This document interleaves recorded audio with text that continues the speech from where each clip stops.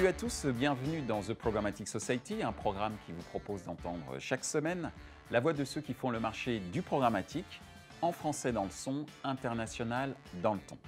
Une émission avec pour partenaire média CB News, Redcard et pour partenaire opérationnel Smile Wanted.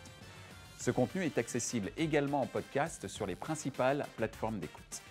Cette semaine, notre thème est le suivant: l'émergence des nouvelles technologies opérationnelles en programmatique. Avec l'émergence de nouvelles technologies comme les SSP, Sell Side Platform, les DSP, Demand Side Platform ou encore les DMP, Data Management Platform, le programmatique a fait naître au fur et à mesure de son développement de nouveaux besoins dans le domaine de la mise en ligne, de l'optimisation, de la traçabilité des campagnes. Pour répondre à ces nouveaux besoins, de nouvelles technologies opérationnelles ont donc fait leur apparition. Pour en discuter, Ali Koné du groupe Marie-Claire, Julien Hirtz de Scibids, Yann Leroux d'Integral Ad Science, Gary Habitant de Smile Wanted. Bonjour à tous, bienvenue sur The Programmatic Society. Aujourd'hui, nous allons évoquer l'émergence des nouvelles technologies opérationnelles en programmatique. Mais justement, pour que ce soit un peu plus clair pour ceux qui nous regardent et ceux qui nous écoutent, est-ce que vous pouvez nous expliquer, notamment les trois technologies ici présentes, IAS, Scibids et Smile Wanted, vous pouvez expliquer le type de tâches opérationnelles que votre technologie est censée faciliter?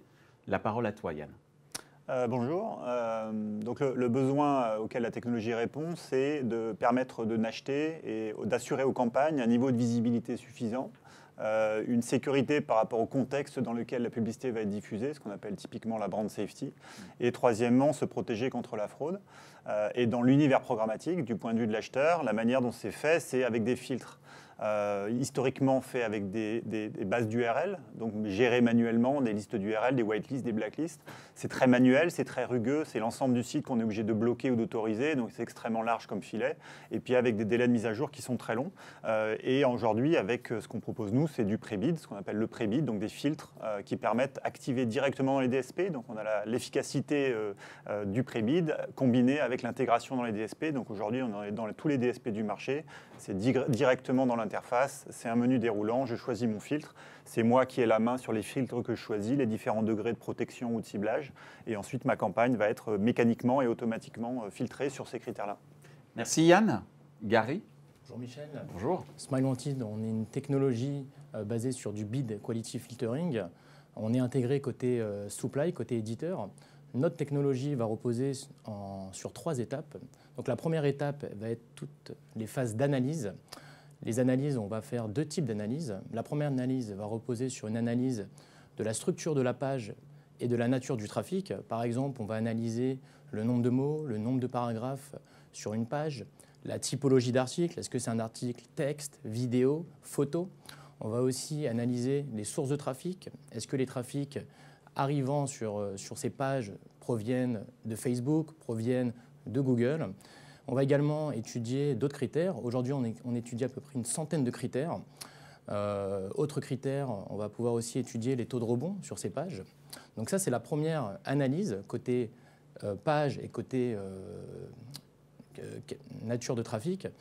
Et la deuxième analyse va reposer sur l'intention des visiteurs. Donc aujourd'hui, on arrive aussi à repérer les visiteurs sur ces pages et on arrive à savoir à qui on a affaire, quelle typologie de visiteurs. Est-ce que ce sont des visiteurs aujourd'hui? Il y a une tendance sur les générations X, Y, des gros consommateurs de pages, de médias, ils consomment 2-3 000 pages par jour. Est-ce que c'est opportun pour un annonceur de positionner une publicité sur une de ces pages? Ou plutôt une typologie de visiteurs qui va plutôt être sur des sites de news? On va aussi analyser la source. C'est ta dernière analyse? Alors il reste une troisième. C'est très important de bien structurer notre technologie. Donc ces 2 analyses-là, donc analyse structurelle de la page, analyse du visiteur. Une fois que l'analyse est faite, la deuxième étape, ça va être tout ce qui est scoring. On va pouvoir attribuer un score à chacune de ces pages plus visiteurs. Et enfin, troisième étape, on va pouvoir organiser et ranger chaque inventaire dans des tiroirs de qualité. Aujourd'hui, on a plusieurs tiroirs de qualité d'inventaire qu'on va mettre à disposition des traders médias. Tout cela dans le but, pourquoi on fait tout ça? C'est qu'aujourd'hui, on va pouvoir être un facilitateur pour les traders dans la sélection de trafic pour leur proposer uniquement la crème du trafic via un deal. Et l'objectif, bien entendu, c'est d'optimiser leur performance. Aujourd'hui, la visibilité et tous les KPI d'engagement, on arrive à optimiser à plus de 40% ces KPI-là. Ok, merci Gary. Julien? Oui, bonjour Michel. Alors nous, contrairement à IAS et Smile, qui vont plutôt être du coup côté filtrage sur le trafic, on va se positionner côté du trader. Donc Scibids, en fait, c'est une solution d'optimisation de campagnes programmatiques as a service, accessible en plugin aux différentes plateformes d'achat programmatique. Et à ce titre, la technologie automatise un grand nombre de tâches opérationnelles liées à l'optimisation d'une campagne programmatique, telles que l'allocation de budget entre stratégies, la surpondération ou sous-pondération de certains contextes publicitaires par rapport à leurs différents KPI de campagne, ou l'augmentation ou diminution de l'agressivité des enchères par rapport à une avance ou un retard de pacing. Merci. Alors, on a entendu les technologies. Maintenant, place aux publishers pour expliquer, notamment pour toi, Ali, qui est directeur des opérations chez le groupe Marie-Claire, quelles seraient les fonctionnalités qui mériteraient d'être développées pour faciliter la vie des traders et des traffic managers que tu encadres? Donc, en fait, il y a plusieurs choses. Donc là, en entendant Yann, Gary, Julien, tous les KPI qu'on doit suivre, c'est ça qui rend la vie du quotidien des traffic managers et des traders un peu compliquée. C'est qu'aujourd'hui, le groupe Marie-Claire intervient sur l'ensemble des leviers digitaux. Donc, le programmatique depuis 3 ans, où cette année, on atteint vraiment un niveau de maturité intéressant, les opérations spéciales, les réseaux sociaux et quand même une partie de campagne directe de display classique. Donc, ça fait autant de KPI à suivre. Donc, je dirais que pour faciliter le quotidien des traders et des traffic managers, c'est d'avoir un outil de manage où l'ensemble de ces canaux sont connectés au sein du même outil. Ça permettrait aux traffic managers ou aux traders de suivre au quotidien l'ensemble des leviers. Parce qu'aujourd'hui, il y a la partie suivi, la partie intégration, et ça donne un rôle un peu d'analyste pour les traders et pour les traffic managers. Et idéalement, voilà, c'est ça qui manquerait au trafic. C'est-à-dire d'avoir un outil unique? D'avoir un outil unique qui est connecté aux autres outils, aux autres technos. Parce que, une sorte de méta-technologie opérationnelle. Idéalement, ça serait ça. D'accord. J'espère que ça arrivera sur le marché. J'espère qu'il y a des outils. Je sais qu'il y a des outils qui existent, mais qui ne répondent pas de manière globale à cette problématique. Yann, tu voulais intervenir suite à... Pour illustrer effectivement ce besoin-là, il est présent des deux côtés de la chaîne, vendeurs et acheteurs. Ce besoin de centraliser, d'éviter de multiplier les interfaces, il est réel. Juste pour illustrer, notamment côté régie, nous ce qu'on fait typiquement, toujours par rapport à ce besoin de brand safety, visibilité et fraude, quand on est une régie, c'est difficile et des fois c'est des outils tiers, des outils qui sont encore à part.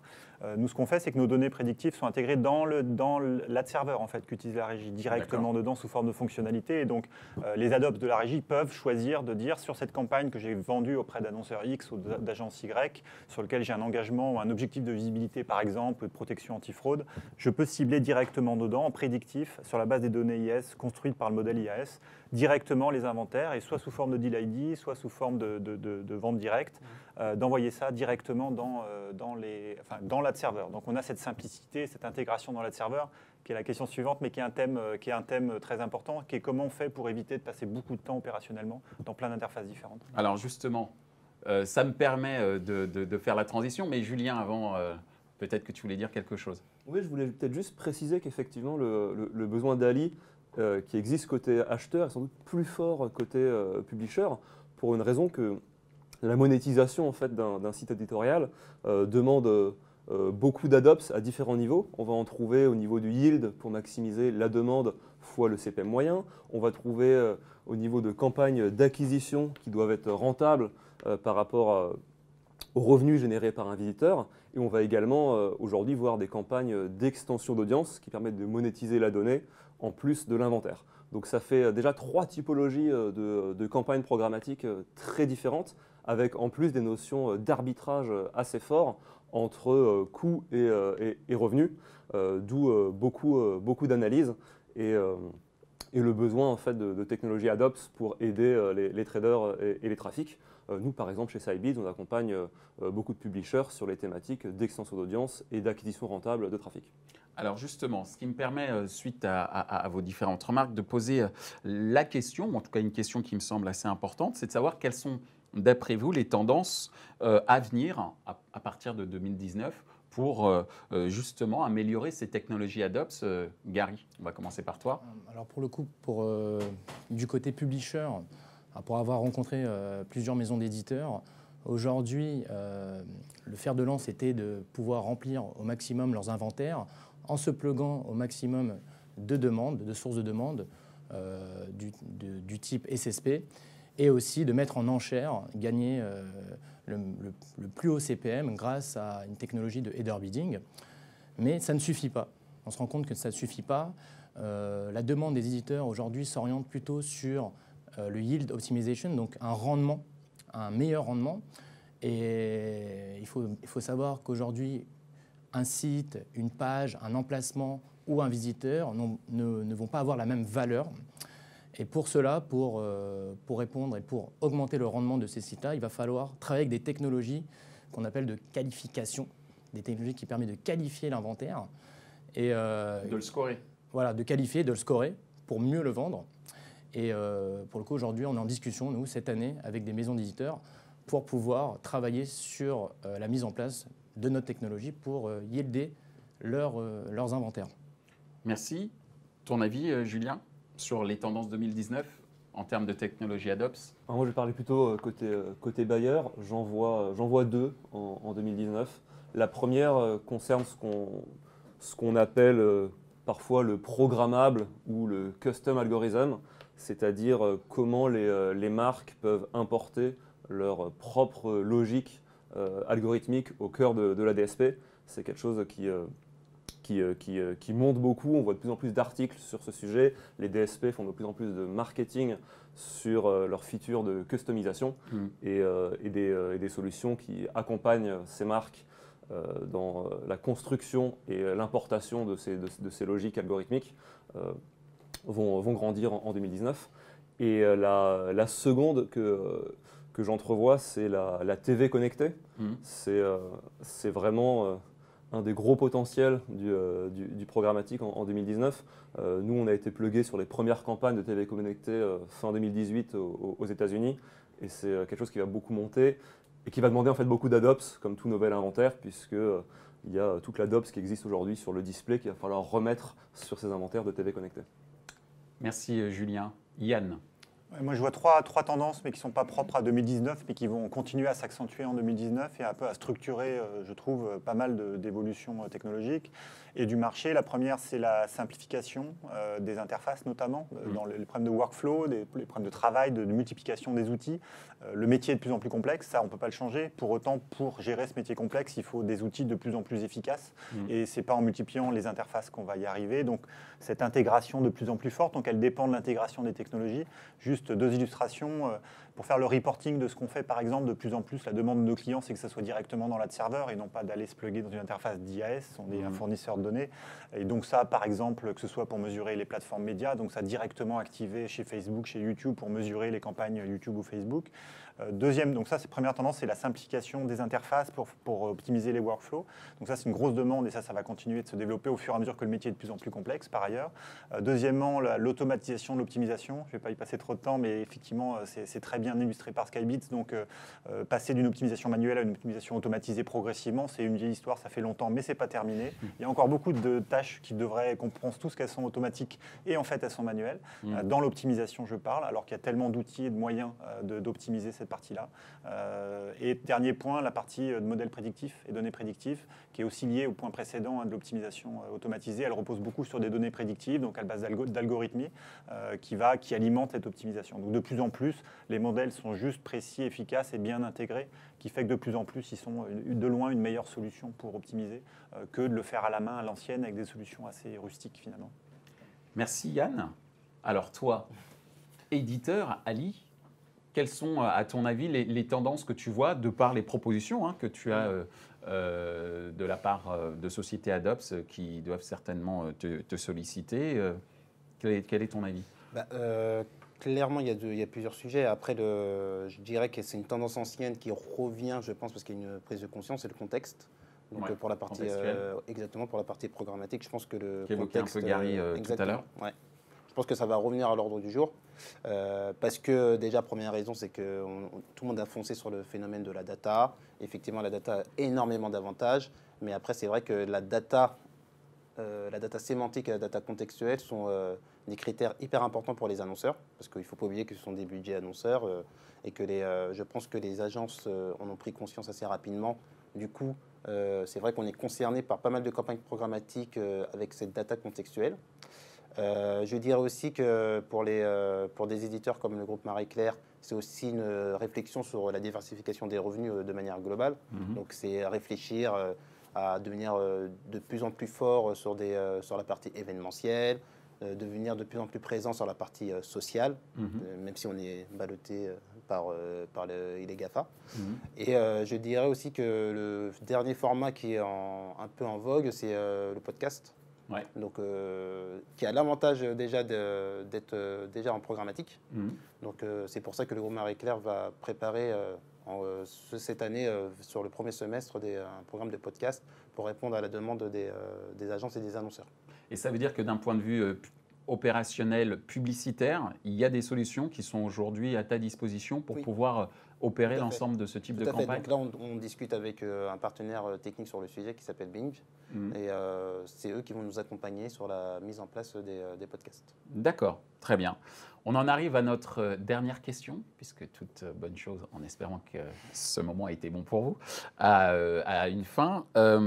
Est-ce que lorsque vous, en tant que technologie, vous rencontrez des acteurs, que ce soit des éditeurs ou des annonceurs ou des agences, vous sentez qu'ils sont assez open mind pour entendre parler d'une nouvelle technologie censée leur apporter une nouvelle opportunité business ou opérationnelle, Gary ? Pour le coup, Smileantide, on a 2 ans d'existence, donc on est assez récent sur le marché.